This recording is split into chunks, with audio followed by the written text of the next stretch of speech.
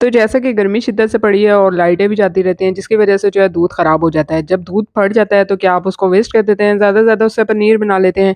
आज जो रेसिपी मैं आप लोगों को देने जा रही हूँ, उसके बाद अगर आपका दूध फट जाता है तो आप उसे वेस्ट नहीं करेंगे, बल्कि ये मज़ेदार सी रेसिपी बनाएँगे। इसको मैंने कैसे बनाया है, मैं आपको जो है वो सारा इसका तरीका बताऊँगी।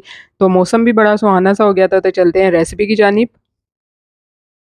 अस्सलाम वालेकुम, welcome to my YouTube channel kitchen with Sam. तो दूध फट गया है और अब आप जो है कि सोच रहे हैं कि इसका क्या करें, इसको वेस्ट कर दें। दूध भी अगर ज़्यादा हो तो उसको आप वेस्ट ना करें, सिर्फ़ आप उसे पनीर ही नहीं बना सकते, खोया भी बना सकते हैं इज़िली घर में। दूध फट जाता है तो आपने क्या करना है कि उसको मीडियम फ्लेम पर रख देना है और उसका पानी बिल्कुल ड्राई कर लेना है। तो इस तरह खोए की शक्ल में जो है हमें ये मिल जाता है और इस खोए से हम बहुत ज़्यादा सारी चीज़ें तैयार कर सकते हैं। मिठाई तैयार कर सकते हैं, आप खीर में डाल सकते हैं, रबड़ी बना सकते हैं। और मैं जो यहाँ पे आपको डिश बताने जा रही हूँ ना, वो बिल्कुल ही यूनिक सी है। तो ये सिंध साइड की डिश है, वहाँ के लोग तो अगर मेरी वीडियो देख रहे हैं तो वो तो इसको जानते होंगे। तो जो लोग नहीं जानते तो उनके लिए रेसिपी बहुत ही इंटरेस्टिंग है और बहुत ही मज़ेदार बनती है। यकीन कीजिए इतना ज़्यादा इसका यूनिक फ्लेवर होता है ना कि आपका बार-बार इसको बनाने का दिल चाहेगा। और शायद आप जानबूझ के दूध फाड़-फाड़ के इसको बनाएँगे। तो यहाँ पे जो आधा किलो के करीब खोया मैंने दूध से निकाल लिया था और उसको अब मैंने 2 टेबलस्पून 2 से 3 टेबलस्पून पैन में ऑयल डाला और इसको अच्छे से मैंने रोस्ट कर लेना है। कलर थोड़ा ये देख लें इसका चेंज हो चुका है और जो मॉइस्चर था इसका बिल्कुल जो है वो ख़त्म हो गया, तो हमने फ्लेम ऑफ कर देना है। यहाँ पे मैंने 1 कप के बराबर चावल लिए थे, उनको आधे घंटे के लिए भिगो दिया था और बॉयल होने के लिए रख दिए हैं। अब एक देगची में मैंने 1 से 2 हांडी की चम्मच के बराबर ऑयल लिया था, 2 से 3 दाने इलायची के डाले थे। इस कप के बराबर मैंने चावल लिए थे भर के और अब मैं इस कप में 3/4 कप चीनी ले रही हूँ, दानेदार चीनी।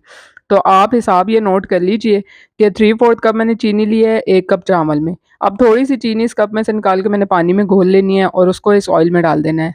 तो ये मैं क्यों कर रही हूँ, ये मैं टिप आपको बताती चलूँ कि जब आप डायरेक्ट शुगर डालते हैं ना इस ऑयल में तो जल जाती है, मेल्ट भी अच्छे से नहीं होती। तो थोड़ा-सा आप पानी में शुगर को डाल के ना बाकी शुगर भी आप ऐड किया कीजिए। इस तरह से आपकी मेल्ट भी अच्छे से हो जाएगी और जलेगी भी नहीं।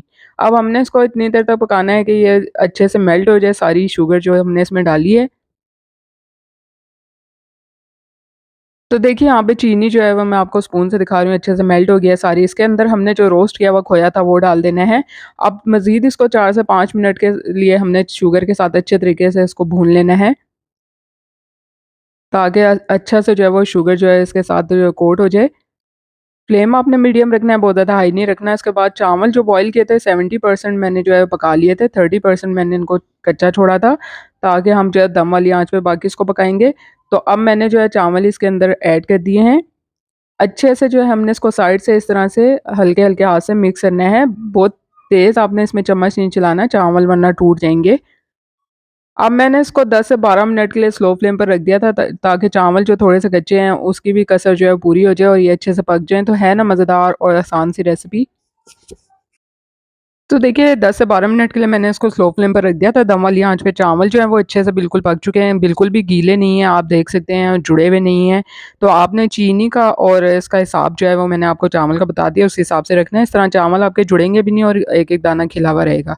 है ना मज़ेदार और आसान सी रेसिपी। जिस तरह से ये बनाने में आसान है ना, खाने में उतनी लज़ीज़ और मज़ेदार होती है। तो आप लोग जो है वो उसको ज़रूर ट्राई कीजिएगा। उम्मीद करती हूँ आपको आज की ये रेसिपी पसंद आएगी। रेसिपी पसंद आई है लाइक और शेयर करना बनता है, साथ-साथ चैनल को भी सब्सक्राइब करते जाएँ। इसी तरह आप लोगों के साथ यूनिक मज़े की आसान रेसिपीज़ लाती रहूँगी और आज तो मौसम भी इतना शानदार हो गया था, उसके साथ इस रेसिपी को एन्जॉय करना तो बनता है।